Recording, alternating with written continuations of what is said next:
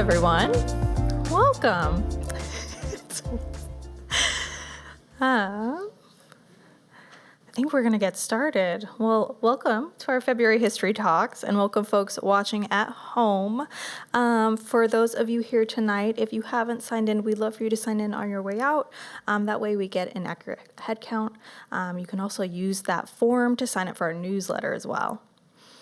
My name is Felicia. I'm the museum coordinator at the Lacey Museum, and for tonight's program, we are joined by Dr. Jewell Lorenz Dunn, who will share the basics on what you need to begin your family tree research. Before we dive in, I would like to begin with a land acknowledgement and some museum news. The Lacey Museum is on the ancestral land of the tribal people of the Treaty of Medicine Creek, including the Nisqually Indian Tribe and Squaxin Island Tribe. We acknowledge and remember those tribal people not recognized today who were absorbed or relocated into other tribes for survival. We recognize the ancestors and their descendants who are still here. We recognize and respect the tribal people of the Treaty of Medicine Creek as the traditional stewards of this land since time immemorial, and their role today in taking care of these lands in perpetuity. We recognize and have the responsibility to call attention to the histories of dispossession, forced removal, and abridged treaty rights that allowed our nation, state, and city to develop as they have today. We recommend that community members read the Medicine Creek Treaty of 1854. Okay, we would love to see you folks at the museum. We are open Thursdays and Fridays, 11 a.m. to 3 p.m., and Saturdays, 10 a.m. to 4 p.m. Come view our Smithsonian exhibit called Journey Stories. This exhibit explores how movement has shaped our nation with a look at American expansion and migration, from the earliest settlers and Native American displacement to the effects of transportation on modern mobility. We also have a couple things going on this month. So Creativity Corner is back through the month of February to celebrate the Lunar New Year. 2024 is the year of the dragon, so join us at the Lacey Museum during our operating hours to craft your own dragon. This activity is free and for all ages. Also coming up this Saturday, February 17th, we will be hosting a Memory Lab event at the museum. Memory Lab is a drop-in oral history event where community can record short oral histories in a more informal setting. Community members will be able to share 5 to 10 minutes of their experiences living in the South Sound, and recording can be done in video or audio format. We are also selling Thurston County Historical Journals after the completion of tonight's program in the back over there. If you are interested in those, we will be able to take card or cash payments, and they are also available for purchase at the museum. Okay, coming up next month, we hope you'll join us for our March History Talk with Rabbi Seth Goldstein. He will share the history of the first Jewish settlers in Washington that settled in the Olympia, Tumwater, and Lacey area, and how, beginning with a handful of merchants and families, the Jewish community in our region has grown over time to several thousand people. Okay, so for tonight's presentation, we will hold our Q&A section at the end. We will do our best to get questions from our in-person and online attendees. So for those online, you do have a Q&A button at the bottom of your screen, and you can type in your questions at any time, and we'll get those at the end. For folks in person, I will be walking around with a microphone, so raise your hand and I can come to you. This is so that people online can hear your questions as well. Now I would like to introduce tonight's speaker, Dr. Jewell Lorenz Dunn. Dr. Dunn works in the research department at the Washington State Archives, specializing in genealogy and property research. Dr. Dunn's first foray into genealogy was at age 15 when she was invited by her maternal aunt to help record oral histories with great-uncles who were born in the late 1880s. She was immediately hooked and soon took over the mantle of family genealogist. In 1985, her job was transferred to Utah, where she solidified her love for genealogy and strengthened her research skills. Dr. Dunn has over 23 years of experience using the collections at the Washington State Archives and has been helping researchers in Olympia since 2015. So thank you, Dr. Dunn, for joining us tonight. Yeah, I think I'll go ahead and use this one. Okay. Hello there. I'm going to share a little bit of the records and dive in a little bit deeper in the records that we have at the Washington State Archives. We are a trust that's taken care of by the Secretary of State for the state of Washington. And when you want to get a hold of us, if you get on the Secretary of State's website, you can see with the little red arrow there, you can contact us here at the archives. And there's several different divisions that are under the Secretary of State. We're one of a few. Now, we've got 5 different regions. We've got the North, the Central, the East, and then the Puget Sound region, and then ours is the southwest corner, which is the 9 southwest counties. We're the main branch, and along with the 9 southwest counties, we do government records, state and local governments, PUDs, and different types of municipalities. The other 4 different locations do mainly county records. So if you're going to do any research in the counties, you would want to contact the branch that would cover the counties that you want to do research in.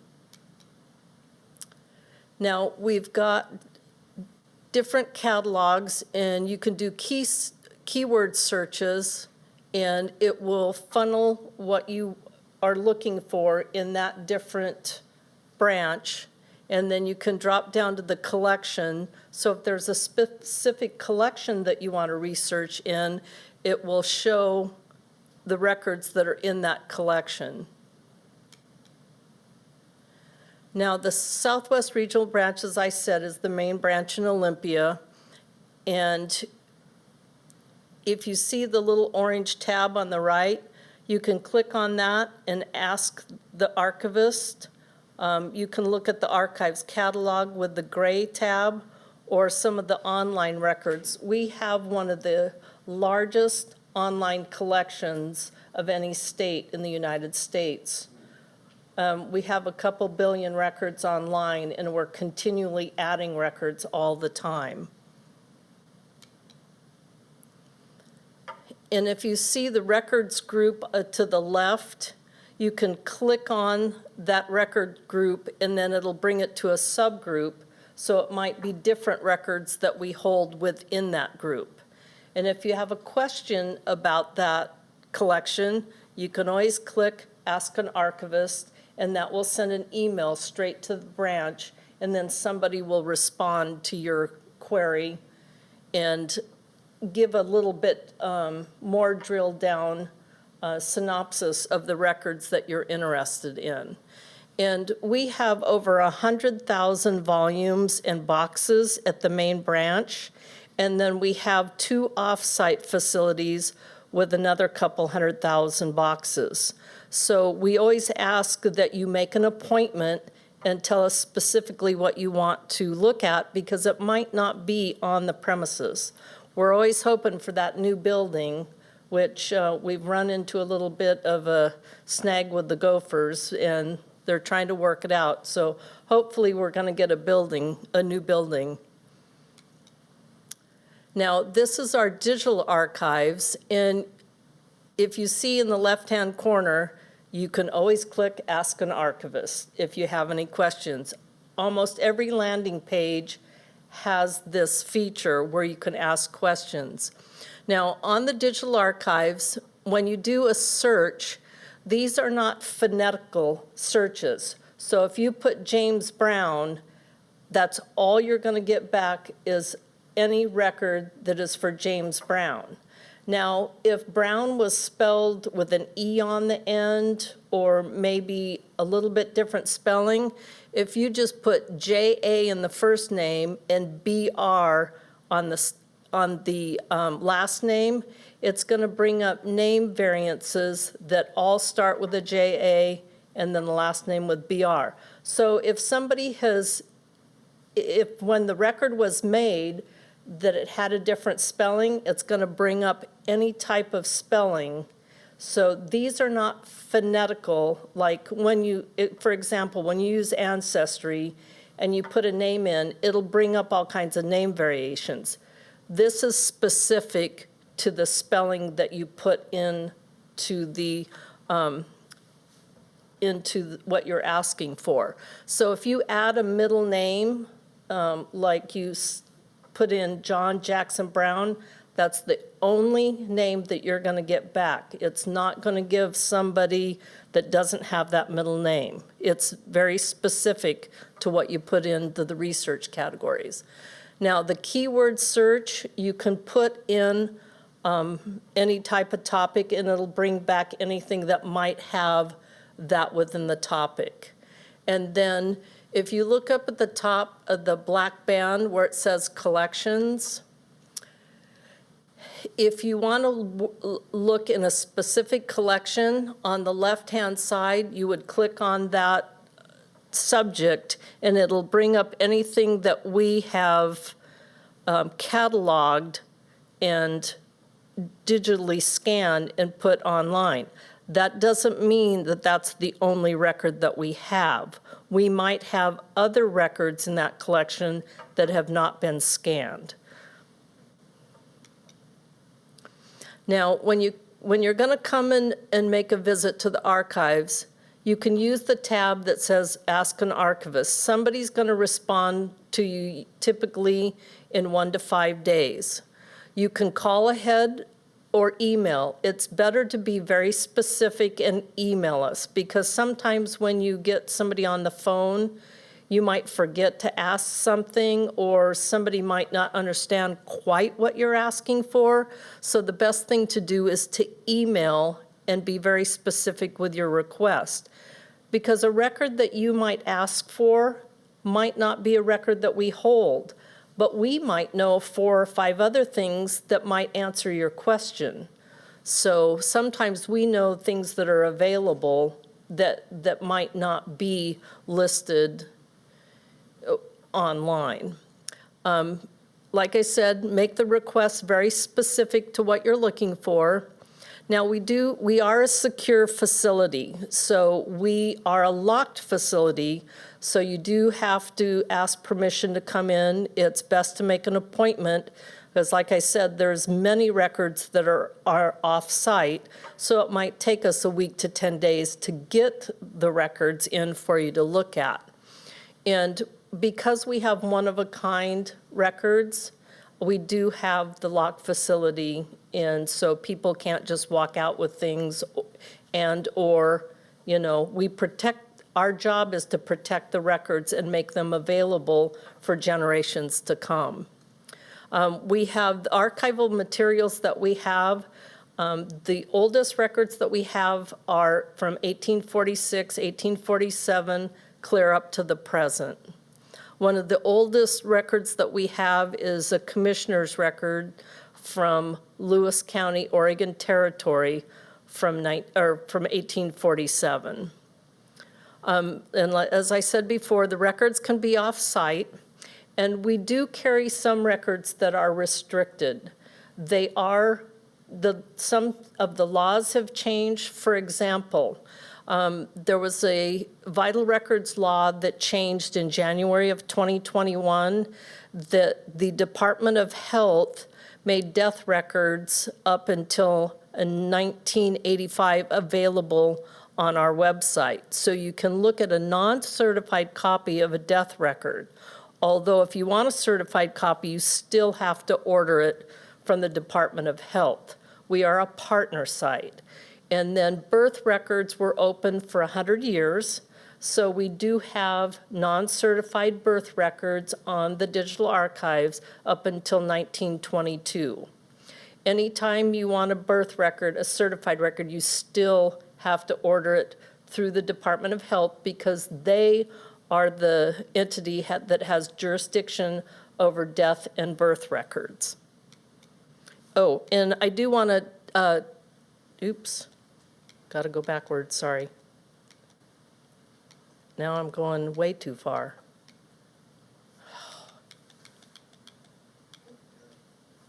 Uh-oh, help.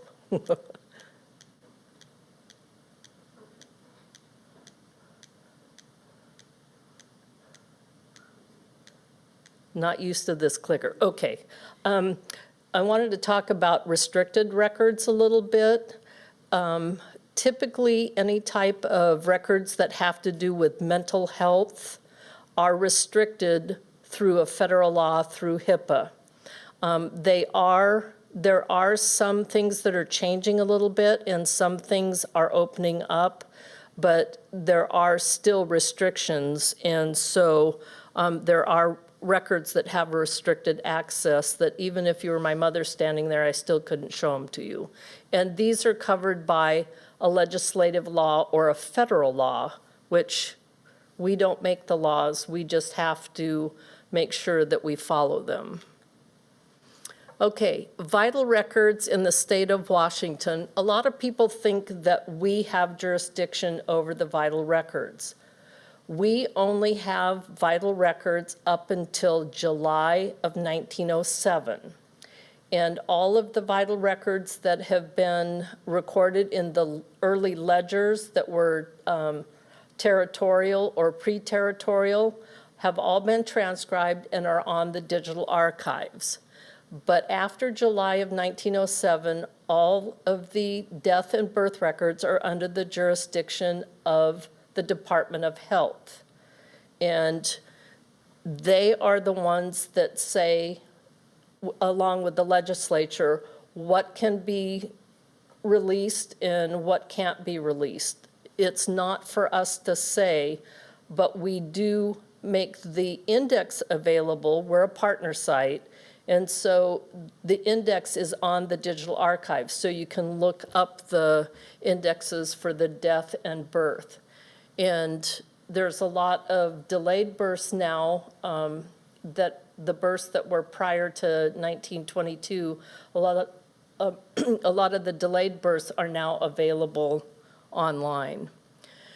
Now, the marriages that are recorded with the county auditor, the county auditor does not have to hand over the marriage records to the archives. And we do not have every marriage record for all of the 39 counties. Some of them are very spotty, some of them have gaps, and we do the best that we can. For an example, Pierce County, we have the marriage records before 1947 or after 1983. Those are up at our Puget Sound branch at the Bellevue College. But all of the marriage records between 1947 and 1983, the index is online through the Pierce County Auditor. So a lot of military guys, if you have family that were stationed at Fort Lewis, their marriage records are probably online with the Pierce County Auditor. So it's not a perfect science when it comes to marriage records in the state of Washington. Now, the divorce index didn't start until 1969. So any divorce that was with the Superior Court in all the counties is with the Department of Health, and you can get just the divorce card from the Department of Health. If you want the whole file for a divorce file, if you want to see the whole file, then you would have to order it through the Superior Court in the county which the divorce was granted.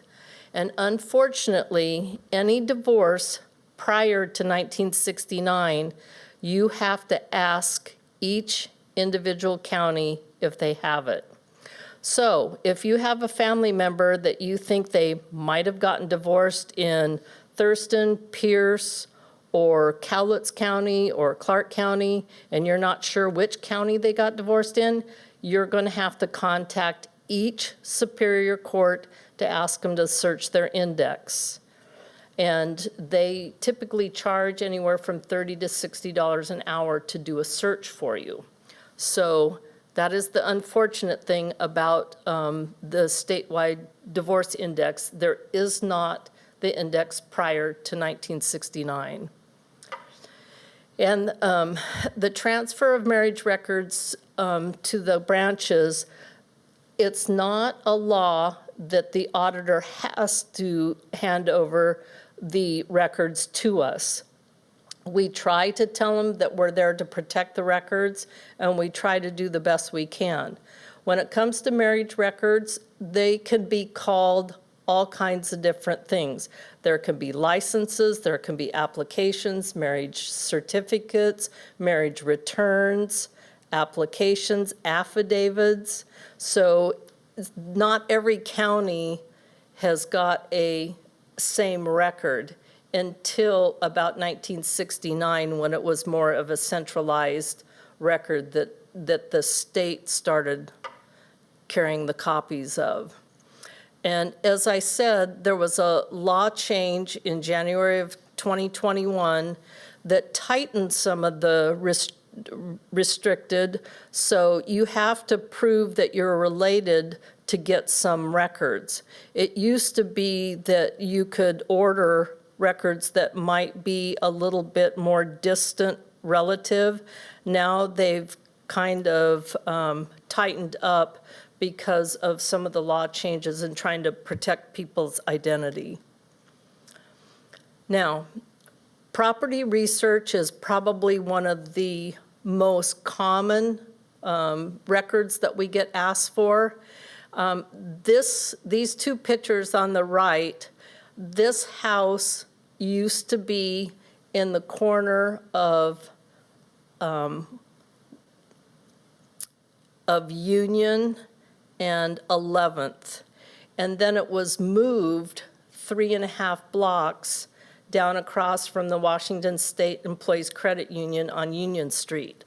A gentleman just got married in 1906 and wanted to build his bride a new house. So he bought the corner lot and had this house split and moved 3.5 blocks. And this house housed a Civil War entity for a while, some retirees from the Civil War. I think it was like maybe a GAR post. It's been used at a couple of different things. There was some school people in it for a while in Olympia. So land records can be very interesting. And if you look at these two houses, you would kind of scratch your head and say, how did they move those 3.5 blocks and how did they stay in one piece? And now they're apartments.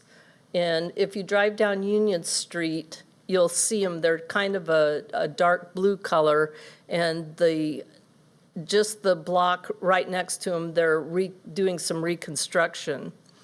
So we get a lot of requests for tax records and different type of land records. There's all kinds of records that can be involved in doing research for property. Sanborn maps, which are insurance maps, are great. They can kind of tell you what the house might have been, how many bedrooms, if it was cement or if it was wood. And believe it or not, the newspaper social columns are very good for different types of information. People like to talk about each other and know each other's business. And I actually, when I was doing research on this house that was split, there was quite a bit of information about the gentleman and his wife. It's the house that's there now on the corner. It's got beautiful leaded windows, and I think it's got the sheriff or some type of police entity in it now. And the different records that we carry in the archives that you could see when you're doing land research, the grantor is the seller, the grantee is the buyer, the deeds are what transferred the property, the mortgage are if you took out a loan on the property, and the miscellaneous records are typically easements or different type of records that aren't classified as a warranty deed, and those can be really important. You need to, now they have parcels. We have parcel numbers, so a street address and a parcel number is typically what you would do research today with land. But prior to parcel numbers, they had a legal description. And the deed would spell out how many feet left, right, north, south, and you can draw out a complete description of the land. And this is really important if you're doing land research, that you have the parcel number, the address, and the legal description, so we can help you with making the transition through the records. You need to know what date range. It's very important to talk to neighbors and figure out. A lot of people come in and say, oh, my house was built in 1910. And they think that I can go to my computer and go like this and have a 200-year synopsis of their house. Somebody might not have done any type of research on the house. So it might be you that has to start and finish the research. And a lot of times people think that everything has been recorded on a house. There can be a handshake and say, you know what? You can have an easement and you can travel across my property and we'll shake hands. And then one person dies and the other one forgets. And then all of a sudden, 3 owners later, they want to travel across the land, but they don't have it in writing. And sometimes these things don't get recorded. We can't give legal advice, and you'd be surprised at how many people want us to side with them. We've had 3 opposing sides on one piece of property doing research at the same time. And so it can be real interesting. And sharing what your end goal and what you want to find. I had a gentleman come in not too long ago, and he wanted the tax records for 30 years. And I said, I'm sorry, the county that you're working in has gaps. And he got really, well, how dare you not have all the records that I need? And I said, well, do you have all your old check registers for when you paid your taxes? And he goes, no, why would I keep that? And I said, well, maybe you should ask the assessor the same thing. You know, we don't have everything for every county. We'd love to, but there is record loss sometimes, so it does happen. But sharing what your end goal with us is very helpful, because then we can try to supply you with every record to make your search successful. Now, we have all kinds of maps. These maps right here are timber cruises. These were done around 1908, 1910, and they were a figure of how many board feet of timber were on a piece of property. But they were very entailed by the cruisers and can have all kinds of other information. The state library, which is a separate entity from the archives, has a wonderful map collection. And sometimes our map collection is not, you're using maps that were made for a different purpose for genealogy. So we may have 5 or 6 different maps that could answer your question, but they're not in a collection that you might think that they're in. I just had a gentleman that was trying to prove that there was a road on his property earlier, and I told him, I said, as a courtesy, I looked, but I said, I didn't see any plats in the county you're looking at. And he says, it was right next to the ferry terminal, and I said, oh, this might be your lucky day. So I looked in a state collection of when they built the ferry terminal, and lo and behold, his property was right next door, and he has a beautiful aerial view of the property. But had he not shared with me his end goal, I would not have been able to help him, because there was an aerial map of the property showing the road that he needed. But, it's amazing how many different collections that we might have that can answer a question. And we have exploration maps, we have census map, plat maps, political maps, tax maps, highway maps, timber cruises, and the list can go on.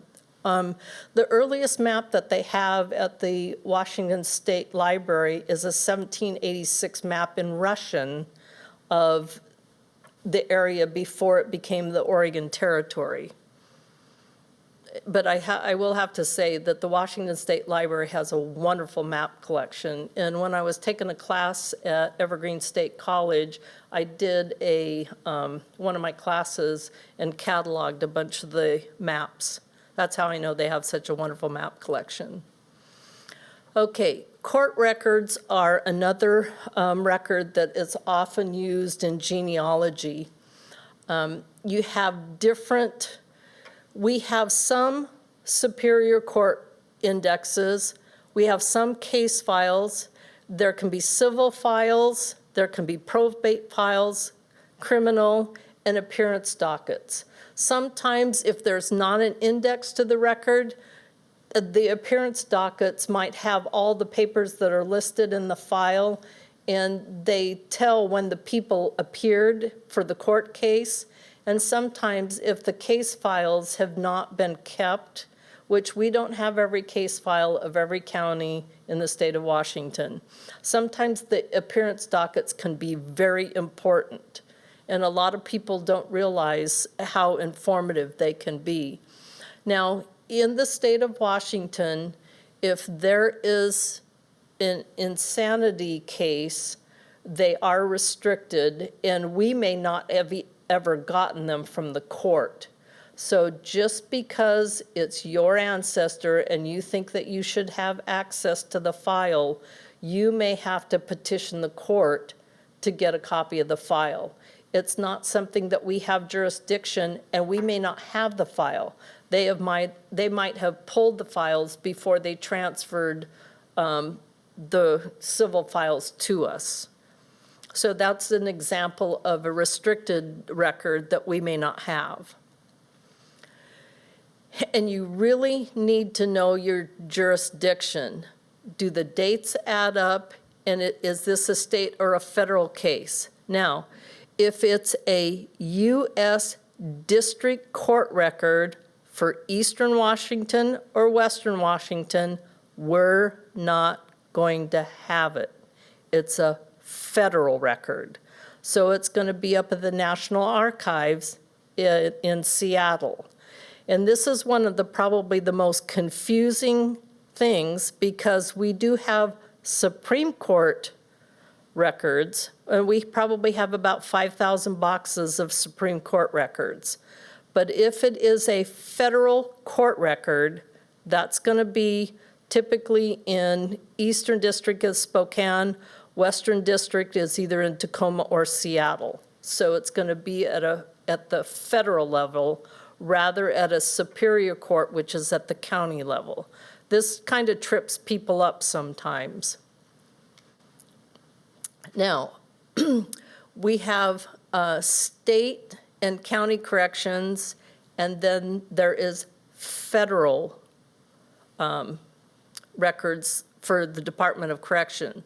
Now, we have records from the Washington State Reformatory and the Washington State Penitentiary. Most of the records that we have for, and this is a career criminal, the left-hand side is reformatory records, and he was just very young at that point. And then the one over here, if you look, it used to be in the older records, they would get a new inmate number every time they were arrested or sent to a facility. Now, once a person has been in the penitentiary, they're going to have the same inmate number throughout their time. They're not going to get a new number. So this can be very convoluted, because not only can they have many different inmate numbers, but they can have different aliases. I had a lady that was working on her husband's line, and his great-grandfather had 46 aliases. And so I said, that one's going to keep you busy. Because I said, we don't do the research for you, but it can be very interesting to watch a career criminal go through. It's very sad. Some of the some of the newer DOC records for some of the face sheets to watch somebody transcend that is into drugs and watch them change physically. Now, we carry state or county records. We do have a few records from McNeil Island, but McNeil Island Penitentiary was a federal installation. It would be that some of the records are up at the National Archives in Seattle. Again, this is a thing that trips people up sometimes, the difference between a state or a county record and a federal record. For example, FBI, that is a federal record, and you would have to make a FOIA request to the FBI in Washington, D.C. to get a FBI file. We do not have FBI files. They would be at one of the National Archive branches, typically the one in Washington, D.C. What we do carry is we have inmate files, mugshots, and face sheets. Face sheets are a newer type of record for an inmate. Some of the current DOC records, you have to contact and make a public records request to the Department of Corrections to get a DOC file, and those can be restricted for people that are still living. And as I said, and I'm going to keep repeating, federal records are up at NARA. Now, naturalization records. We have different records and different types of records within a naturalization packet. There can be oaths, declaration, petition, certificate of arrival, the final certificate, and these also are county and federal. And like I said, if it's a county superior court record, that would be with us. If it is a federal record, it would be up at NARA. And there's a lot of people that are doing dual citizenship, and sometimes people will start with a state record or a county record and end up finishing the process through a federal repository. So it can be very confusing. Naturalizations are probably one of the most confusing record groups because they can be state and they can be federal. They can start it in one and end up in the other. Also, too, they may not finish the process. They may do a declaration and never go back. They might die in the process. The law might change.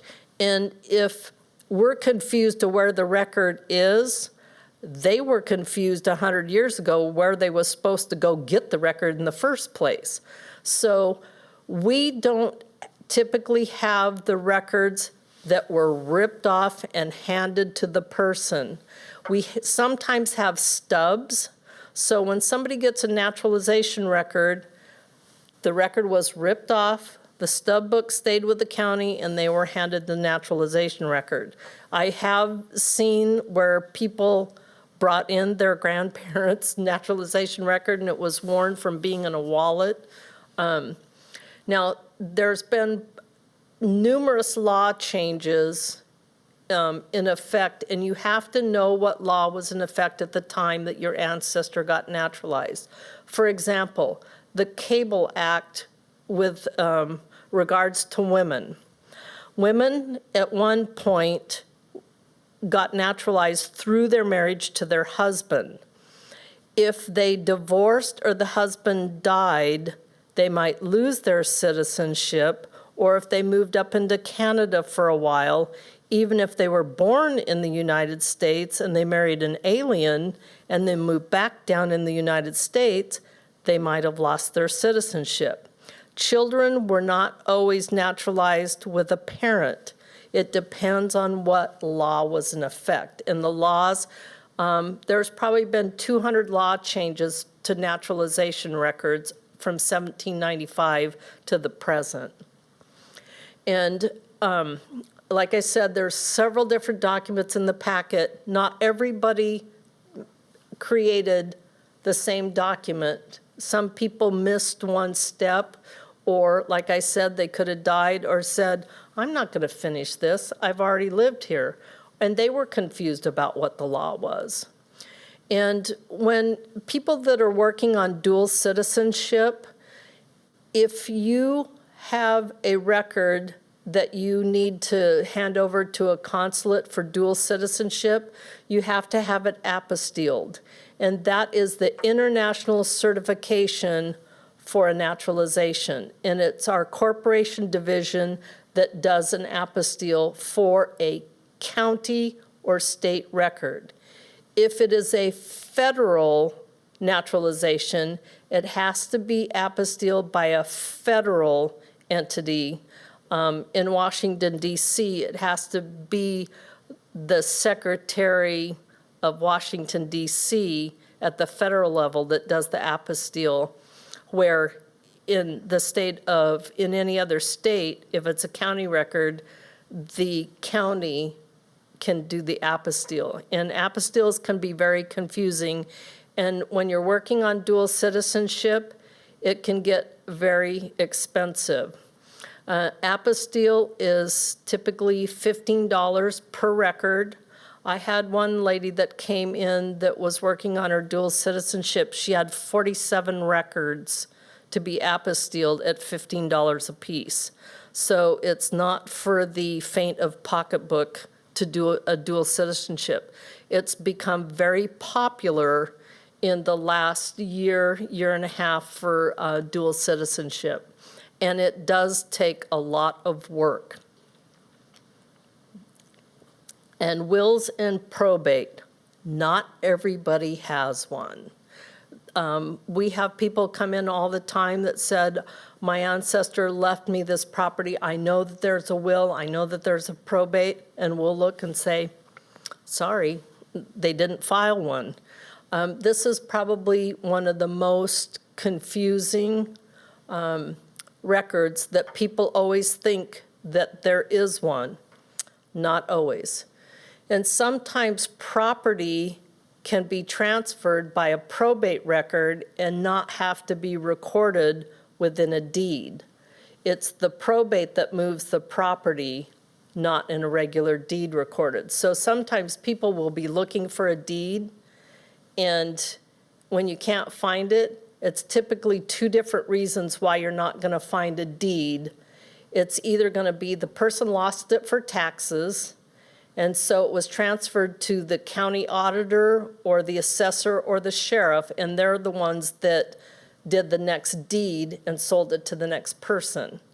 Or it could have been that somebody died and it was parceled out to 5 different family members, and it was done by the probate and not a deed. So sometimes you're looking for something that might be in a different place. Tax records. As they always say, death and taxes. We have a lot of tax records, but they're not always complete. For example, in Thurston County, from about 1920 to about 1960, we only have the tax records for every 5 years. So there is gaps. For Mason County, there's gaps in the 80s, and there's also gaps from about 2006 to about 2016. So we don't always have everything for every county. But tax records can be very, very informative. On this tax record, I was looking for a cemetery, and I finally found, if you see it's in red, the third line down, this is a Native American cemetery, and it was in Mason County, and it is one of the only county records that actually stated where this cemetery was. So sometimes things will show up where you least expect it. And this was actually on a family piece of property, and there is 9 people buried. The mother was from Haida Gwaii up in the interior of Canada, and her husband was 30 years older than her and from Scotland. They had 12 children.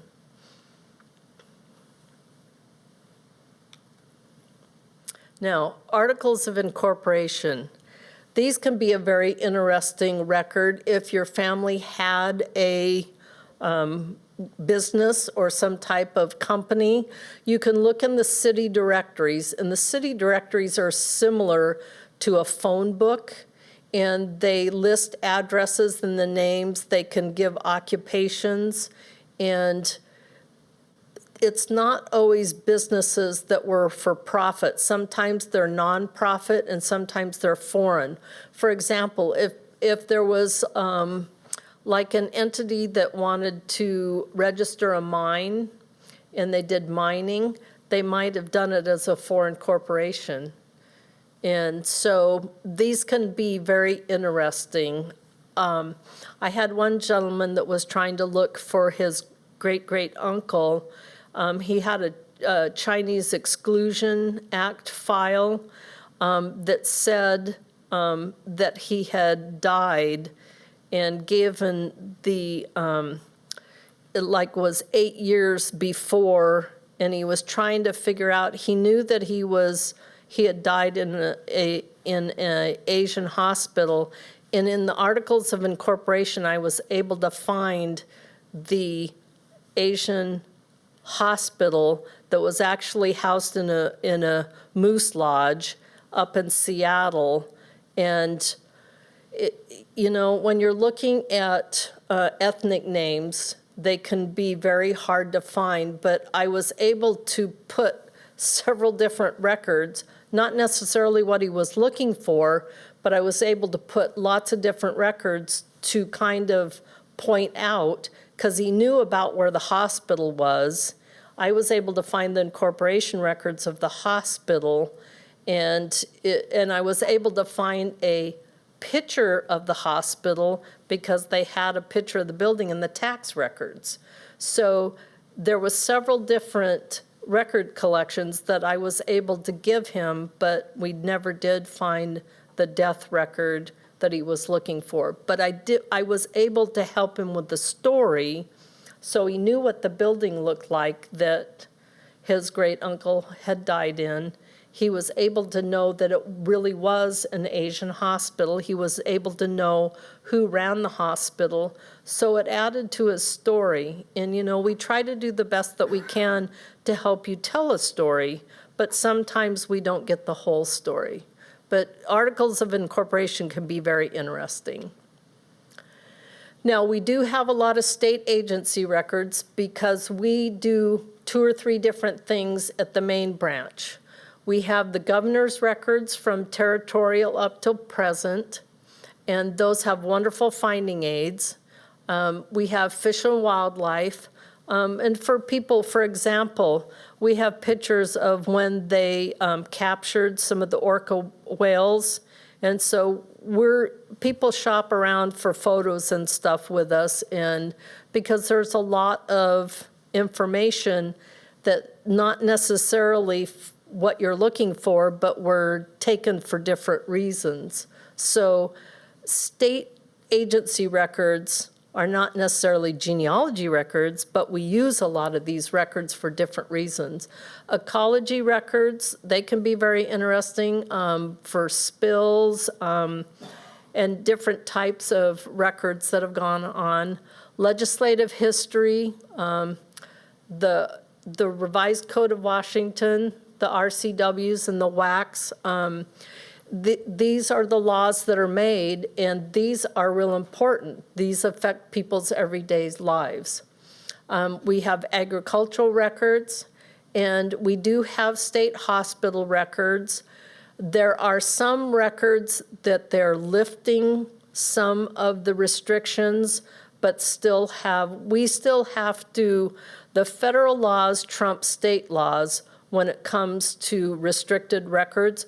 We have to go by the federal law at the very first, and then the state law is next. And they are lifting a little bit of being able to access some records. As I said before, we have Supreme Court records, and then Department of Transportation is a huge collection. Maps, plats, highways, ferries, you name it, bridges. So it's a collection that's often used. And all of the governors have a guide to what records that we have of the governors, and you'd be surprised at how many records affect your ancestors every day that are these governors' records. They've got all kinds of stuff in them. And the transmittals, when an agency sends us records, they send us a transmittal of what's included in the boxes. It's not necessarily down to the paper, but when we look for records for you, then we can look in these transmittals and do our best job. When somebody gives us 1,000 boxes, we get the transmittals so we can figure out what's in those 1,000 boxes.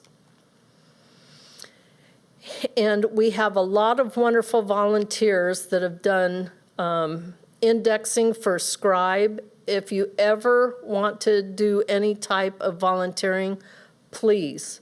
This is how we do our indexing for our digital archives. And we have, and you know what, whether you maybe just do 50 records a week, we have some people that have done a couple 100,000 records of indexing. It all pays back. So if you ever have spare time, you just have to create a username and a password, and you can help us do transcriptions of the records.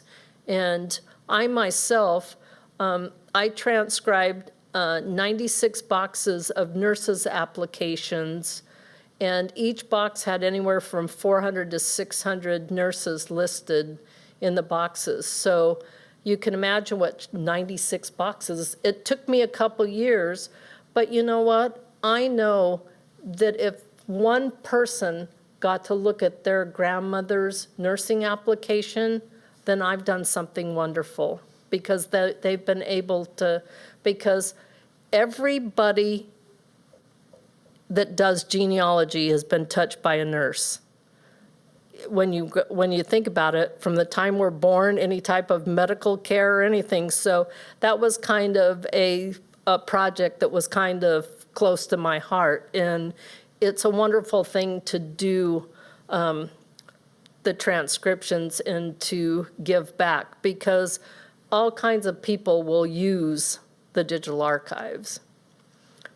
And there is a video on how to do the Scribe. So if you decide that you want to become a volunteer, you can get on the Washington State Digital Archives and it'll explain Scribe. And we have the Out of the Archives newsletter, and it's got all kinds of articles. I've written several. And it's our opportunity to talk about different record groups and different explanations of different records. So you can look back, it's on our digital archives, and you can look back at any of the old newsletters. There's a lot of wonderful information. And if we have any questions.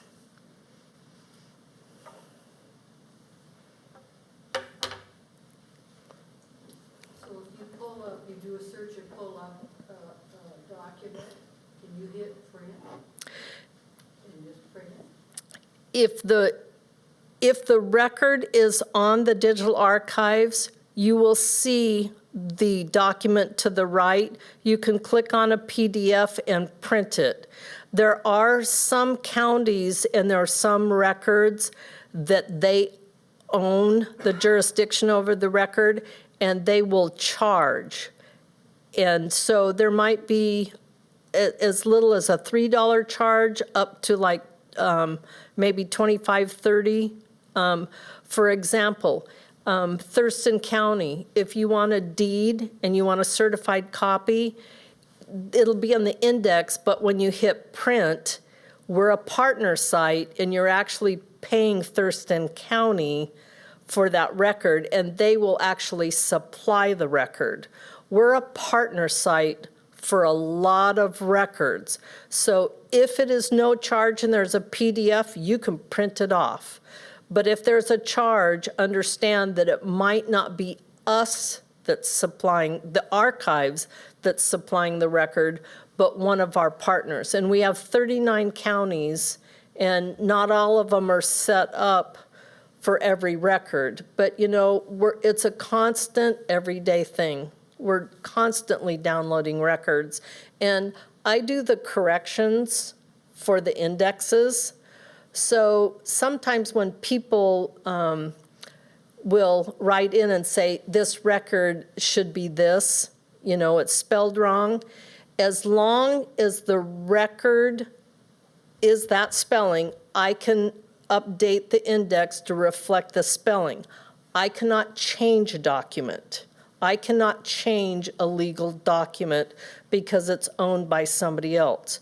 So if you find a death record that you feel that the spelling is wrong and you want me to change it, I'm going to say, I'm sorry, you're going to have to contact the Department of Health. They are the only ones that can change it. I can change the index to reflect what the document says, and some of them, you know, our indexers do such a wonderful job, but sometimes people can't read cursive writing, and if it's a doctor's handwriting, it might be really bad. So understand that that record that you're ordering or that record you want us to change might not be our record, but whoever it has shared it with on our digital archives. Did that answer your question? Yeah. We do have a question online, actually, so we'll get the question online and then you'll be next, okay? Okay, somebody has asked, how far back do business articles of incorporation go? The Articles of Incorporation go back to 1871. Of course, as you go back to 1871, they're not as inclusive as they are today. And we have over 5,000 boxes of corporation records. And so but we do have index cards. And what we need, if you're going to ask us about a corporation, is email us at research@sos.wa.gov and give us as much information about the corporation, and then we'll see what we can find. Two related questions. You referred to off-site records. If I went into a local office and they said there were some documents in another location, would I travel to that location to get the record, or would they be sent to the office I went to? Here's how it works.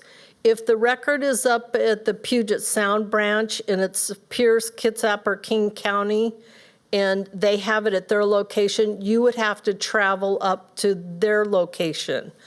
We in Olympia are the only ones, we have the 9 Southwest counties, so we do the 9 Southwest counties. But we do all the state agency records, and we don't have enough room in our building to keep all those. So if it's at one of our off-sites in Olympia, we will retrieve that box and you will look at it in Olympia. But I can't call for a box up at Bellevue and bring it down to our site. The only boxes that I can have at Olympia are at our warehouse and our record center. I can bring those to Olympia and what I have in the building.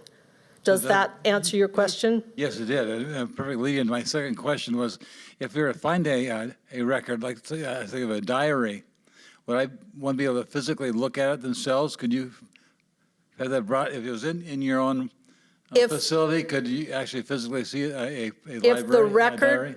If the record exists in our facility, then, and it's not a restricted record under a legislative law, then you can look at it. Now, a diary is not something that we would have. That would be typically up at the Historical Society up in Tacoma, because we do county records, state agencies, municipalities, PUDs, cemetery districts. So we are state agency and local county records. We typically don't have family records unless the family was a founding family or a legislative person. If they're like a legislative person, then we might have some of their records.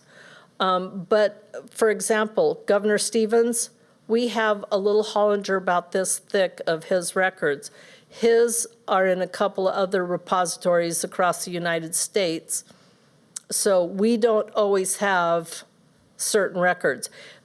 The University of Washington has a lot of records, and the Washington State Historical Society has a lot of records. And King County is another conundrum, because we have our King County branch in Bellevue at the college, but then there's the King County Archives that's in Seattle, that's the archives of just King County, and then there's MoHi, and then there's the Seattle Municipal Archives. So King County is kind of several different repositories. So the Ask the Archivist is a real important button if you want to know if we have something, because the archivists are going to be able to help you figure out, can we help you and can we answer your question? And if you share, this is my end goal, then we're going to say, we don't have this, but we have this, this, and this, and it might answer your question. Does that answer your question? Okay, good. Okay, somebody online said, thank you so much for the presentation, and they're asking if you have any advice about researching church or parish records.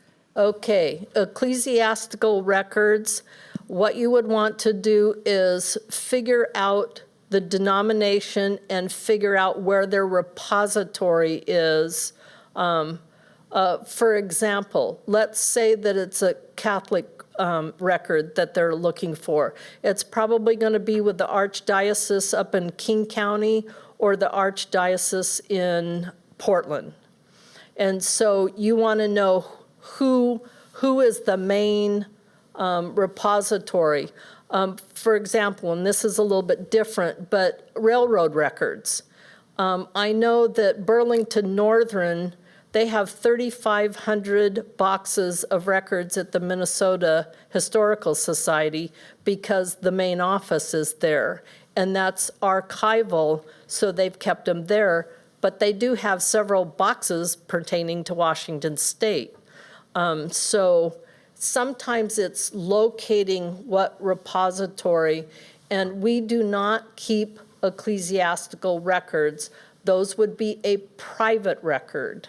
And because we do state, state agencies, we're going to hang with that. And like I said, if the person was a legislative person or a famous family, we might have some records, but typically they'd be up at the Historical Society in Tacoma. Okay, we're going to do one more question in audience, and then I have one that someone submitted online earlier. So. All I wanted to know is, being new and researching this, is there a number that somebody can call and get you started? In other words, where to start first?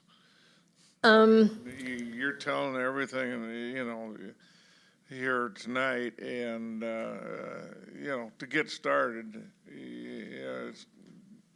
where are you going to start? The best thing that I can say is join one of your local genealogical societies. There's several of them in the state of Washington. And for example, the Olympia Genealogical Society, there's a lot of people that belong that can help you get started. And they all have their little niche because not everybody came from Washington, and they can help you get started. That's the best thing to do. And also, too, there's a couple of books that you can get out there that can kind of give you guidance on what records to collect.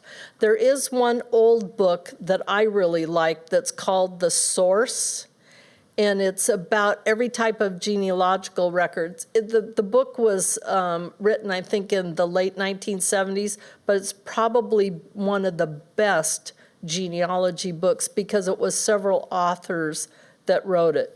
Val Greenwood's book on genealogy is another My mom was a reference book dealer, so I probably have over 200 genealogy books, reference books that tell you how to do things. But one of my favorites is The Source. And you can get them on Amazon or bookfinder.com and probably pay $10. Probably be the best $10 you ever spent. Okay, thank you. Okay, someone submitted a question online and they're asking, are there any tips or tricks for researching tribal ancestry that is outside of Washington state, such as the Cherokee tribe? Tribal records are a very difficult subject because typically the Bureau of Indian Affairs is a federal record. And a lot of the Native American tribes, including the ones in Oklahoma and in Washington state, the tribal records are going to be with the tribe, or they're going to be with the National Archives branch in the state that they were created.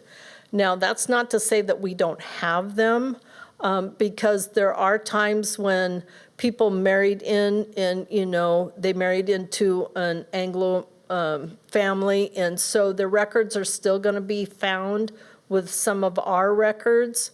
But at some point, you're going to have to look at records from the Bureau of Indian Affairs, and that's Record Group 75. And the best thing to do is there is a book that the National Archives puts out on Native American records.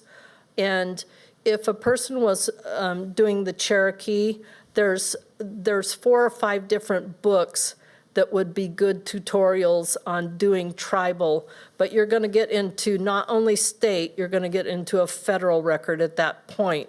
And it's one thing that I specialized in, and I've helped several people get tribal cards, and it's very difficult because the tribes don't invite you to join. It's a very rigorous process. So I would say pick up a couple of books that specialize, and that would be my suggestion. But you can start out with the later generations because they're going to be mixed in with a regular county state record at some point. Alrighty, well, thank you, Dr. Dunn. Thank you, everyone, for joining us this evening. That is going to conclude our program tonight. We will see you next month. Thank you.